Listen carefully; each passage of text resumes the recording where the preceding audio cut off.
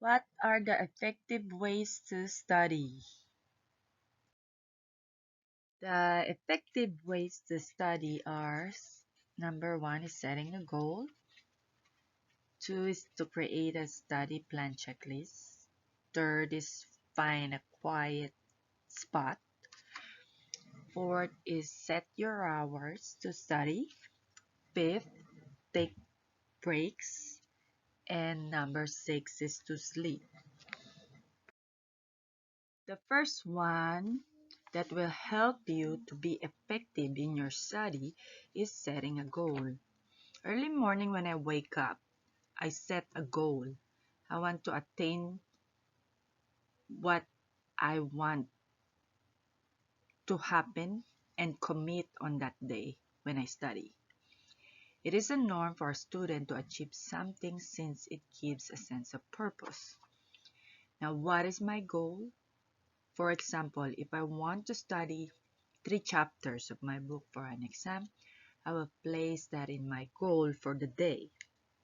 The next day, if I have to study another 3 chapters, I will set a goal again and evaluate myself after I study or at the end of the day. Setting 1 to 3 goals for the day and plan how you can do it is a good start for your study plan.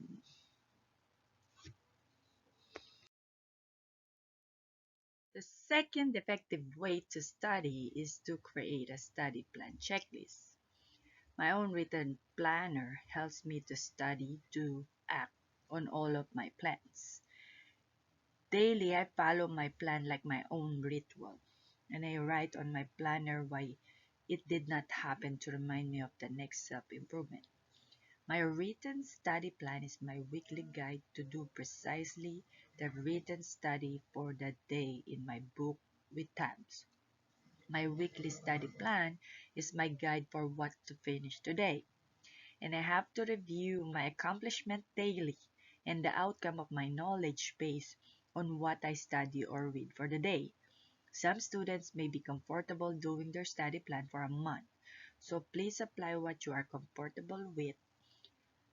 I always start with simple plans that are attainable for the day.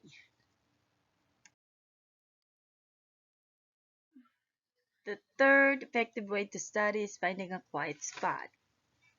When I say quiet spot, this needs to be a space without a noise or any interruption, such as your television or cell phones, or any noise that will disrupt your study.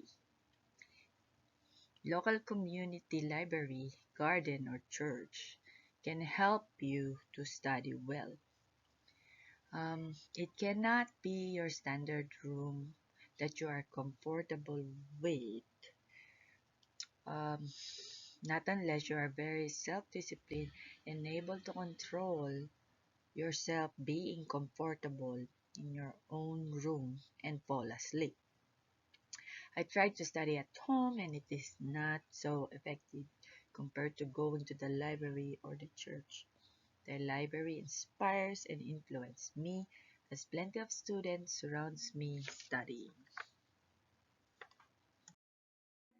The fourth effective way to study is setting 2 hours to study and can be 3 sets in a day. Our brain can function and retain what we need for at least 2 hours. In my personal experience, I study straight for 4 hours and take a break. This is just a habit that I've been doing for more than 15 years. It is effective for me, but not to all.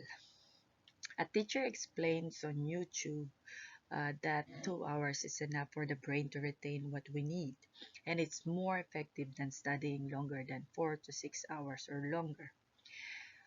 The brain gets exhausted as well. The teacher recommends studying for at least 2 hours, taking a break for 30 minutes, and trying to walk, take a water, or practice deep breathing. Please check the YouTube in the resources after this short video. The fifth effective way to study is taking a break. I take a break and eat while I'm studying. I understand that the brain gets tired and hungry. The brain needs to absorb some nutrients to be able to function again. There is a YouTube from Jim Quick sharing some healthy food for the brain in moderation. I do not overeat when I study because it causes sleepiness. I take food in moderation and I drink enough water. Deep breathing exercises, short 5 minutes walking or stretching can help increase brain oxygenation and circulation in every break you take, thus increasing good study habit span. I have helpful resources to teach how to practice improving your breathing. Please check out the helpful resources at the end of this presentation. Taking breaks is a form of distressing as well that creates more anxiety in the form of cramming. You want to prevent. Relaxation techniques such as deep breathing, short walk, and stretches are very helpful to de-stress and not to cram and keep you calm when you are studying. The last effective way to study is sleeping. Sleeping at least 6 to 8 hours daily can sharpen your thinking, retention, and memory. Sleeping also makes our brain rest, recover, and have good oxygenation and circulation. The brain cannot function well and becomes foggy if we do not have enough sleep. Sleeping also is a form of distressing. Students with high intense anxiety, stressing for the next day or overthinking about the exam or the next day projects and closer to the deadline tends to sleep less. If this happens, the student can have less sleep and recover more sleep the next day. Balance your sleep habits as you can. I have helpful resources to read that can help understand the benefits of sleeping and not a good benefit of less and oversleeping. Please check it out at helpful resources after this presentation. I love quotes and I would like to share these quotes with you. It's from Walt Disney. The way to get started is to quit talking and begin doing. Alright, it's the end of my discussion until the following teachings and more learnings. As a growing nurturing student, if you want to attain your goal, then you want to invest in supporting yourself the best of the best to achieve what you set to pass your exams, projects, interviews, or national exam you are preparing for. As a student, we are responsible for supporting our good habits with knowledge and practical tools to help us pass our challenges.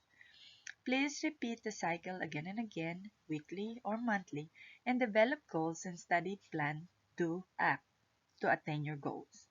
I hope and wish all success in your exams, interviews, or projects you are preparing for to achieve your success. Good luck in advance. Hi, these are all the helpful resources that can support your effective way to study. Please check it out and also try to read some articles that is included in these helpful resources. Thank you and I wish you all the best and good luck again in advance.